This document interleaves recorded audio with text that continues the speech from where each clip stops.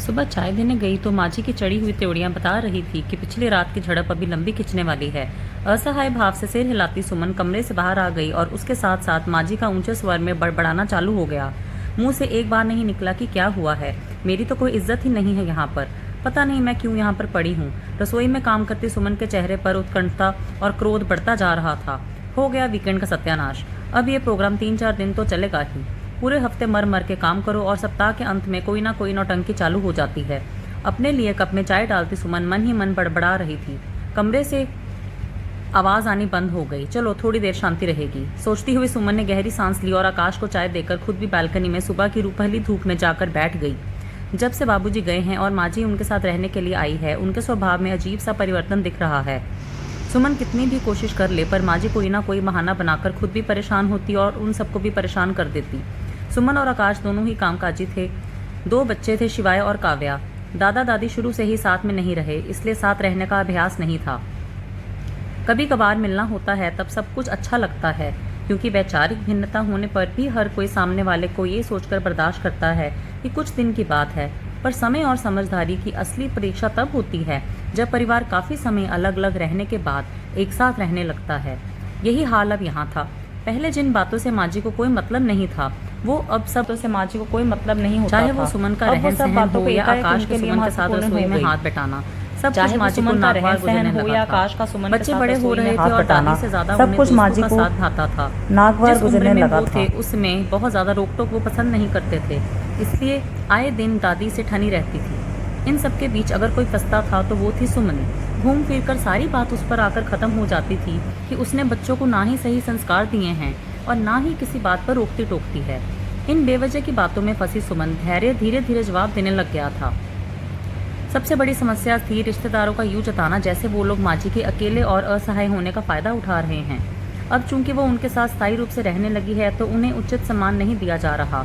अचानक से अपनी आत्मनिर्भरता और पति को खो चुकी माँ जी असुरक्षा की भावना के चलते बाहर वालों की बातों में आ जाती और कोई ना कोई टिप्पणी ऐसी कर देती जो घर का माहौल खराब हो देता।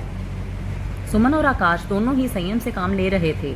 माँ को एडजस्ट होने के लिए थोड़ा समय देना पड़ेगा, पर कभी कभी उनका धीरज भी छूट जाता और उनके मुंह से कुछ ना कुछ गलत निकल ही जाता और फिर बनता बात का बतंगड़। एक एक बात आकाश की बहन और बाकी रिश्तेदारों तक पहुंच जाती। इन सब बातों का बच्चों पर असर ये हो रहा था कि उन्हें लग गया दादी के आने से सब खराब हो रहा है। चाहे सुमन उन्हें कितना भी समझाती, किसी न किसी बात पर वो दादी को उल्टा जवाब दे ही देते और बात और भी ज्यादा बिगड़ जाती। छोटी छोटी सी बातों उन सबको सुखी संसार को आग लगा रही थी।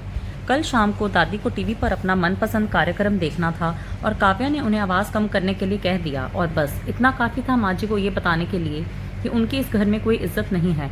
इन्हीं ख्यालों को डूब सुमन नाश्ते के लिए माँ जी को बुलाने उनके कमरे में गई तो कमरे में कोई नहीं चली था। गई वो नाराज होकर। सुमन आकाश के पास जाकर नाराज होकर फिर सारा दिन उन्हें मनाने में लगेगा। घर में बहस होने पर माँ जी सारा दिन के लिए या तो किसी मंदिर में जाकर बैठ जाती या फिर किसी पार्क में, और जब तक उन्हें पैर पकड़कर माफी मांगी नहीं जाती वो घर नहीं आती थी। रोज रोज के इस तमाशे से आकाश भी परेशान हो चुका था। रहने दो, आज अपने आप शाम को वापस आ जाएंगी। 13 बच्चों ने सुना तो उनकी प्रतिक्रिया भी यही थी, ठीक है शाम तक तो शांति रहेगी। चुप रहो, फालतू बोलने की जरूरत नहीं, सुमन ने बच्चों को झपटा। कहने सुनने में ये अच्छा नहीं लगता और ना ही बच्चों के सामने उसने ये जाहिर किया था, लेकिन कहीं ना कहीं सुमन के मन में भी यही था कि शाम तक शांति रहेगी। अपने कमरे में बैठी माँ जी उन सबकी बातों को सुनकर हैरान थी। वो जोर से चिल्लाकर कहना चाह रही थी कि मैं यही हूँ, पर इससे पहले कि वो किसी तरह से अपने होने का एहसास करवाती, बेटे बहू और पोता पोती की प्रतिक्रिया देखकर वो स्तन्न रह गई। सच कहती है सुषमा जी, मेरी कोई ज़रूरत ही नहीं है इन लोगों को।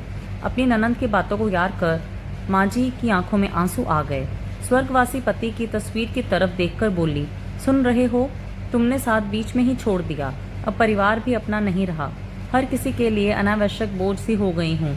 और तो और आज ये नया नाटक शुरू किया है जैसे किसी को मैं नज़र ही नहीं आ रही।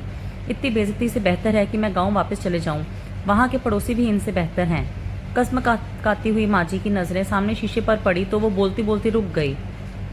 वो तो सच में नज़र नहीं आ रही थी। उन्होंने घबराकर शीशे को अच्छी तरह से साफ किया, पर केवल कपड़ा शीशे पर फिसल कर रह गया। अब तो माँ जी के हाथ पैर ठंडे पड़ गए। वो भाग के बेटे के पास जाने के लिए मुड़ी, पर फिर ठिठक कर रुक गई। ये सब समझ रहे हैं कि मैं मंदिर गई हूँ। देखो तो सही इनके मन में क्या जहर है मेरे लिए। अगर इन्हें मेरी परवाह ही नहीं है तो मैं क्या फ़र्क पड़ता है मैं दिख रही हूँ या नहीं। डाइनिंग टेबल पर सब नाश्ते के लिए बैठे तो माँ जी भी खाली कुर्सी पर बैठ गई। पर यह देखकर कि वो और भी ज़्यादा हैरान हो गई कि किसी का भी नाश्ता करने का मन नहीं हुआ और वो सब यूं ही उठ गए। आकाश अपने लैपटॉप पर काम करने की व्यस्तता का दिखावा करने लगा, पर उसकी नज़रें दरवाजे पर ही टिकी हुई थी। साफ पता चल रहा था कि वो माँ जी का इंतज़ार कर रहा है। माँ जी ने सुमन की तरफ देखा तो वो सबकी नज़र बचाकर छत पर जा रही थी। उसकी छत के पास वाला मंदिर नज़र आता था। शायद वो देखने गई थी कि माँ जी नज़र आ जाएंगी। पोता पोती भी माँ जी के कमरे का कई बार चक्कर लगाकर वापस आ चुके थे।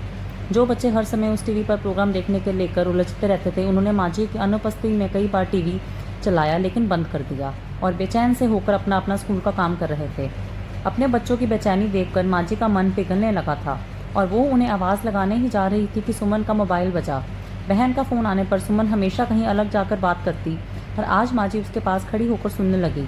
अब करेगी अपनी बहन से मेरी बुराइयाँ, सोचती हुई माँ जी का ध्यान सुमन की आवाज़ से टूटा। हाँ दीदी, माँ जी ठीक हैं, आराम कर रही हैं। सुमन ने तो बहन से बात करके फ़ोन रख दिया, पर माँ जी ये देखकर शर्मिंदा सी हो गई कि सुमन ने तो बहन को ये भी नहीं बताया कि माँ जी घर पर नहीं हैं। उनकी बुराइयाँ तो बहुत दूर की बात थी। माँ जी की आंखों में अपने ही बच्चों के प्रति पड़ा हुआ वैर का पर्दा उठने लगा था। आंखों में भरे हुए आंसुओं को धोने के लिए वो बाथरूम में गई और अच्छी तरह मुंह धोकर बाहर निकली। अब तक उन्हें गायब हुए 2-3 घंटे हो चुके थे और आखिरकार सुमन का धैर्य जवाब दे